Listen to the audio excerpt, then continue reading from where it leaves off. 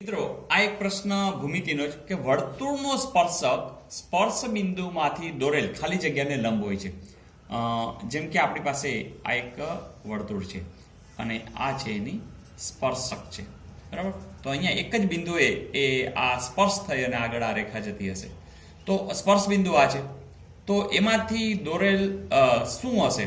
કિરણ હશે, રેખાખંડ હશે, કે રેખા હશે, કે ત્રિજ્યા? તો તમને બધાને ખબર છે કે અહીંયા આ વર્તુળની જે આ ત્રિજ્યા છે એ આ સ્પર્શકને કાયમ માટે લંબ હોય છે. ઓકે મિત્રો, અહીંયા બે સંખ્યાઓનો સરવાળો 10 આપી છે.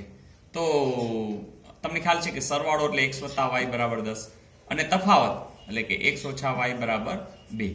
તો જો જે સરવાળો કરો, 2x આવડી ગયા, આ 12, x બરાબર કેટલા આવશે? 12/2 બરાબર કેટલા આવ્યા? 6. અને એક 6 હોય તો તમે મૂકી દો, તો 6 + y = 10 એટલે કે 6 + 4, અથવા તો 6 ને આ બાજુ જવા દો, y = 10 - 6 એટલે કે 4 આવે. અને આમાંથી મોટું કોણ છે? તો તમે આ કહી શકો. શોર્ટ રીત એ પણ છે કે તમને આમનામાં ખ્યાલ આવે કે 10 એવી બહુ નાની સંખ્યા છે કે તમને ખબર જ છે કે 1 9 બરાબર, 2 8, 3 7 બરાબર, 4 6 અને 5 5 બરાબર. આ જોડીથી જ આ 10 બને છે. તો એમને એમ સમજાય છે કે આ ડિફરન્સ બહુ મોટો છે. તો એમને એમ સમજાય છે કે ડિફરન્સ અહીંયા તો કોઈ ડિફરન્સ છે જ નહીં, એટલે કે આ જ સંખ્યા બંને હોય અને એમાં મોટી સંખ્યા કઈ છે? 6. મિત્રો, 6 ના પ્રથમ 30 ધનપૂર્ણાંક ગુણિતો, એનો અર્થ કે આમ જોઈએ તો 6 ના અવયવીઓ જ છે. 6 6 દુ 12, 6 તેરી 18, ક્યાં સુધી? તો 30. એટલે કે એમ સમજો ને, છેલ્લો અંક કયો હશે? 30 × 6 એટલે કે 180. ત્યાં સુધીના આ જે સંખ્યા છે એ બધાનો આપણે શું કરવાનો છે? સરવાળો.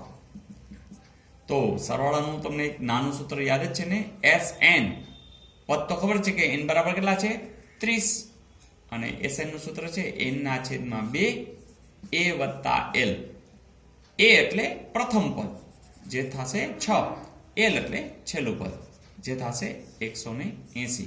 જોજો, S 30 જે આપણે શોધવાનું છે, 30/2 6 + 180.